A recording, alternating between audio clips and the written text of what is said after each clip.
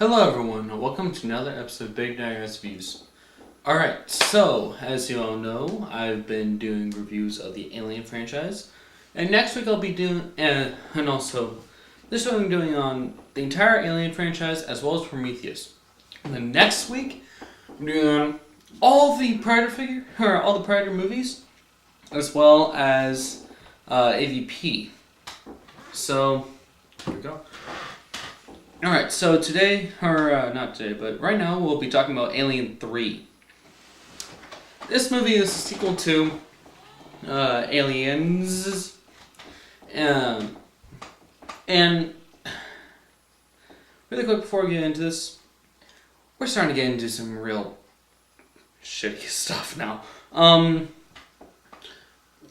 This is where the series started taking a downfall. Alien 3, trying desperately hard to match up to his predecessors, just failed in comparison in most ways. Now, as you know, the original film was comprised of only one alien. Only a xenomorph was ever seen in it. This movie, they tried taking the same direction. They were trying too hard to make it like the original, but also adding in some new stuff. While that is good, they just did it in a way that is just plain bad. It's not the worst movie I've seen, far from it. But I don't know. It's not like a movie that I would watch over and over. Every once in a while, then sure, I might as well. But I mean, over and over, no way. Once in a while I will. So yeah. So the basis of this one is that it takes place, I forget how long after the second film. But anyway, a while after the second film, the crew of, not the Nostromo, none.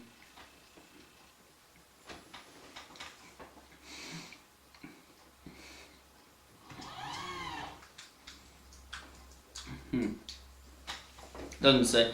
Anyway, at the end of the film, the ship that they escape in, the Colonial Marines, the Colonial Marine ship that crash lands. Here's the thing, really quick.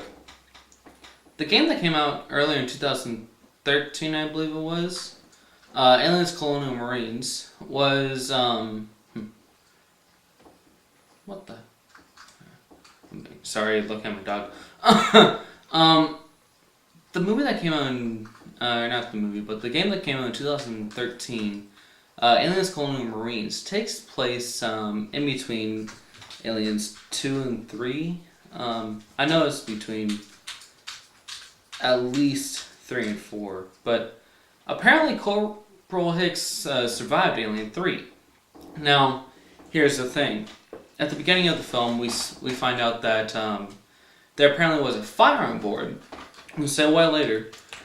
And the fire caused it to send out the all the escape pods. They're all clustered together, and then they had to launch them out because of the fire and the danger that sprung on board. So the fire happened. They all crash landed on a planet called Forina? Something like that. 161. I don't know how to pronounce the normal name. Basically, it's a prison planet. Was the scum of the universe. All guys trying to find God.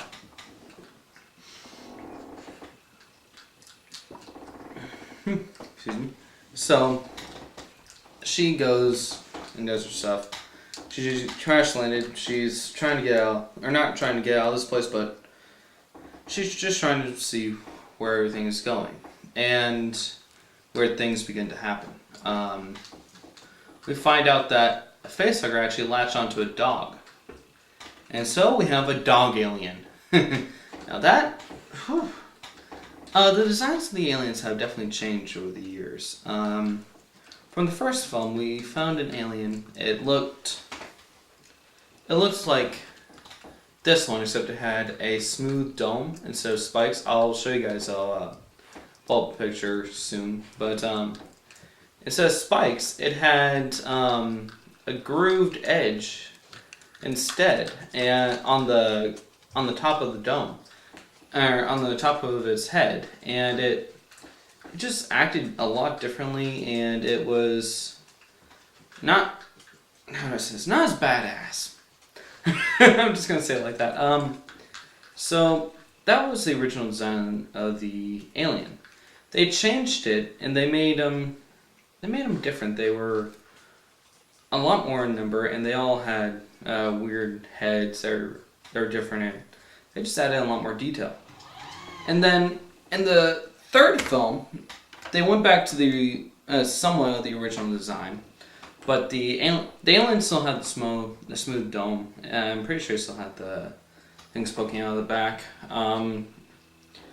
which are, and I'll show you a picture hopefully soon, which are these tubes, however, that are curving up on this figure. And it walked on all fours, and it maneuvered a lot differently. And it also developed the ability to spit acid. This had never been seen before in the Alien films. Which was a really good concept and has been used constantly in the games. Anyway, so this new xenomorph is around, and it starts to kill off the prisoners on this prison planet. There's this one really funny scene. Not really funny, but I mean what the reaction was afterwards. So Sigourney Weaver, Ellen, who plays Lieutenant Ellen Ripley, Ellen Ripley. She plays Ellen Ripley. She was the lone survivor of this place, and so anyway, she goes. The alien just had a confrontation with her, and she goes yelling to the warden, who is lecturing the entire group of prisoners in the area because they're all like trying to repent and everything, and they all are serving life sentences. Like, he's trying to give them all a pep talk, saying that there's nothing to be afraid of, and she comes barging in, and is yelling like, "It's here!" because it just killed one of her friends who she actually had a relationship with, which was kind of out of the blue, but whatever. It's a movie. Who cares? And so anyway, she's going and running towards them and yells. And then the warden is just all pissed off and everything. He's like, "No, there's no such thing here," and all this other stuff. And then all of a sudden we see the xenomorph grab him and pull him up, and then starts ripping to shreds. And yeah, pretty bloody. Yay! And after the guy was dead, one of the other characters who he's kind of an ass. Just gonna say that. Excuse my language, please. But as soon as that happens, no one speaks, and he just all of a sudden yells, "Fuck!" Like the F word, like at the top of his lungs, and then it just cuts across, and that was pretty funny. Like, out of all the things to say, just the F word, really, just out of the blue, like. But yeah, I know, weird humor. I don't care. And so they progress throughout this film, and they're trying to kill this thing. And like in the first film, they have no weapons whatsoever. They only had a couple in the first film. This one, they go right back to that. They have no weapons. They only have like a couple makeshift knives throughout the entire thing, but about the only thing that they have is like equipment for making food, and that's about it. A couple characters actually had like makeshift knives, but that was about it. And butcher knife. That was it. And besides, blades can't really do anything against the Xeno. I mean, got the acid spilling over your hands after you impale it. So yeah, they're gonna die, I hope.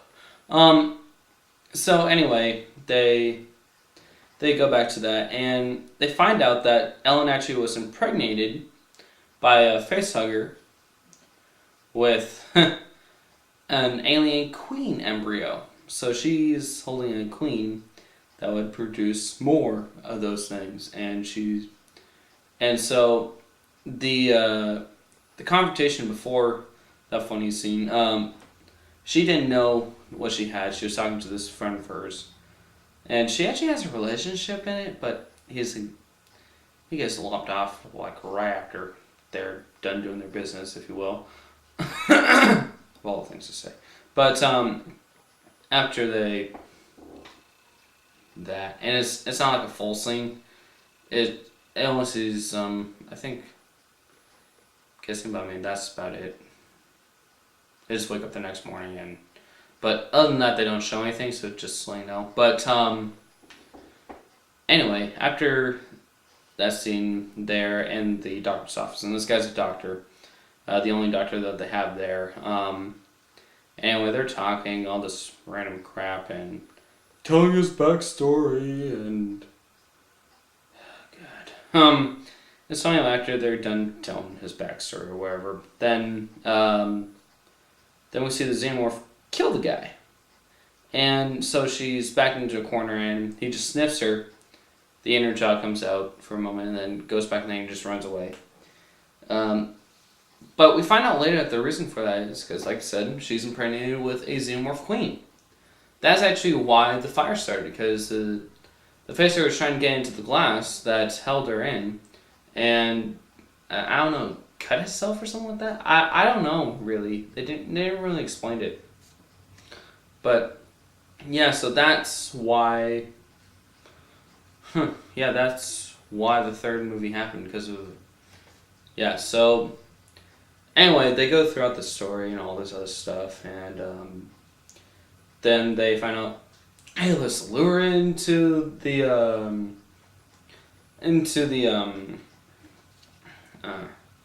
hot lead spot or whatever. And I mean, there's this one thing that I never really understood.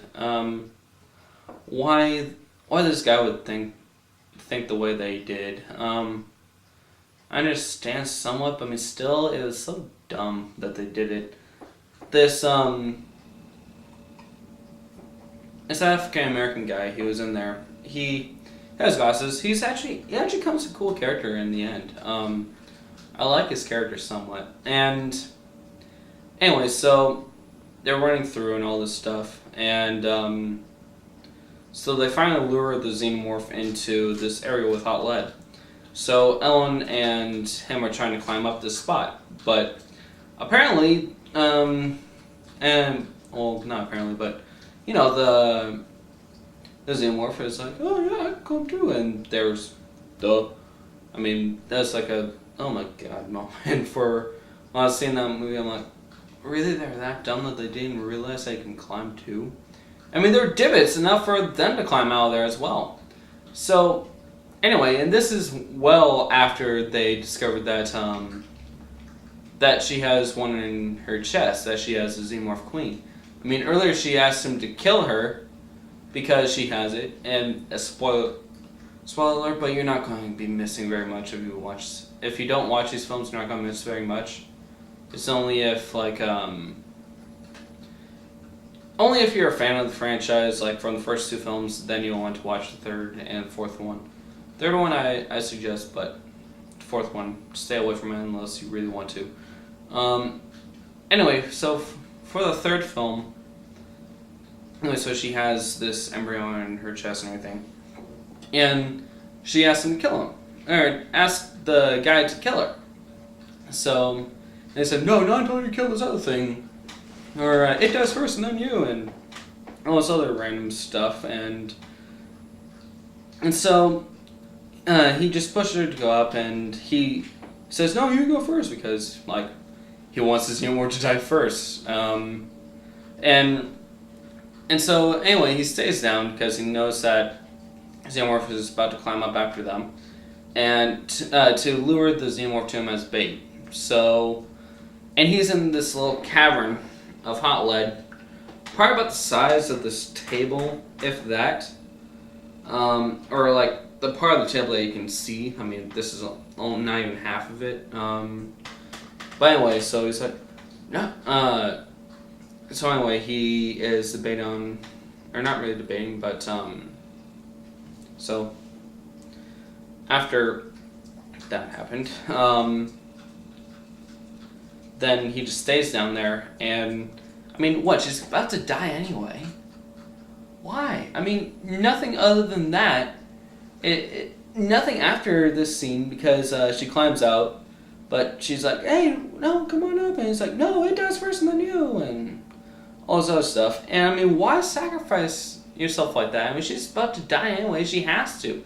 There's no way to get it out, and if she did get it out, then the company would just kill her, which is Weyland-Yutani. Weyland-Yutani would just kill her anyway, or it would just burst out her chest and kill her.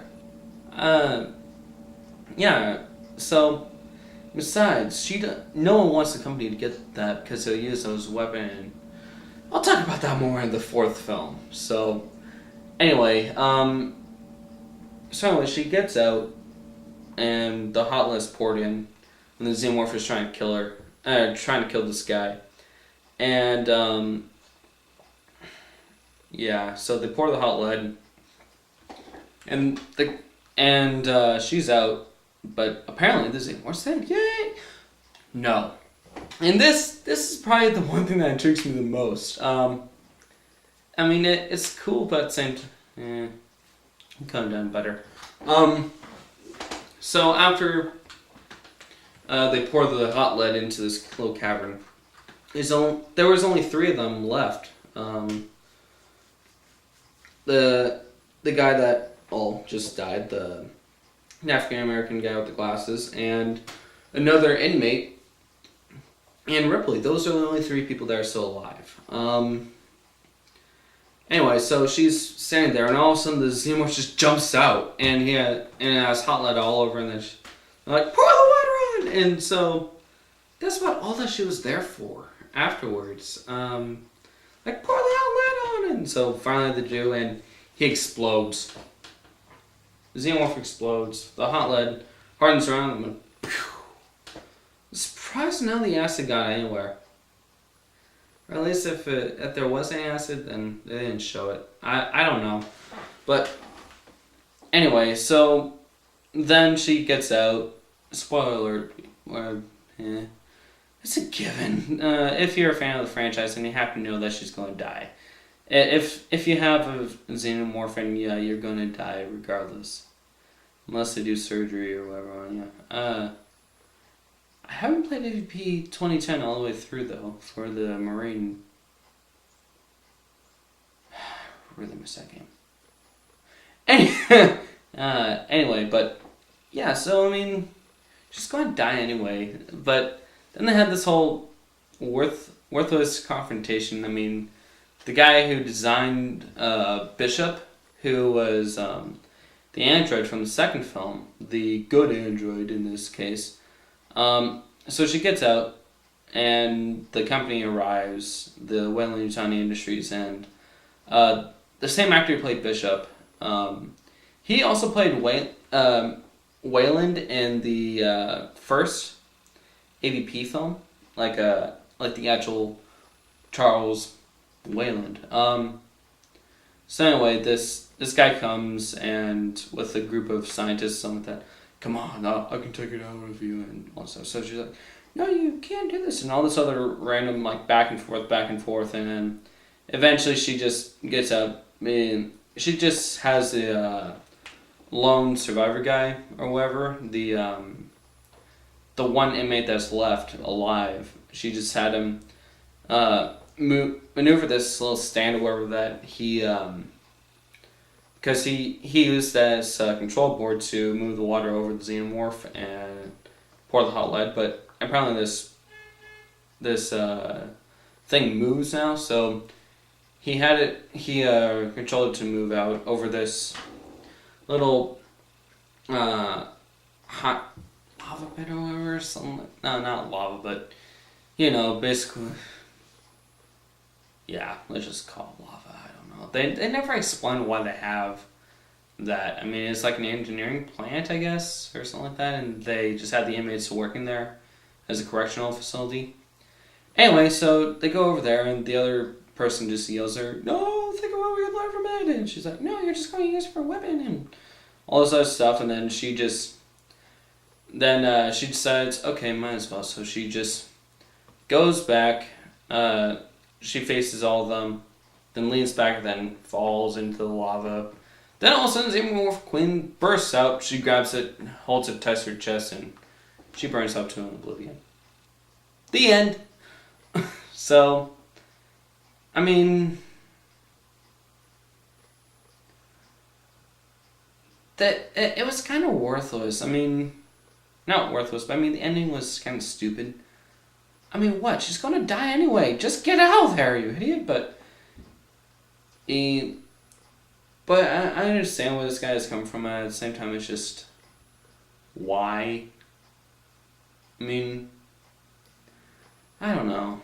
It's just a weird thing about it, but at the same time, it's not unless you think about it after you see the film, because I've seen it a couple times before, and by the way, I watched all of these this entire week, so yeah, just freshen up. But anyway, for that one, I mean, just why, man, why? But yeah, I guess it all works. It worked out in the end, I guess. But one of the other people that I actually liked in it, because this guy, they never explained why he was in there. I think they did, but I can tell. But anyway, so yeah, that guy died, and the other person that helped save her earlier, but hated doing it in the first place.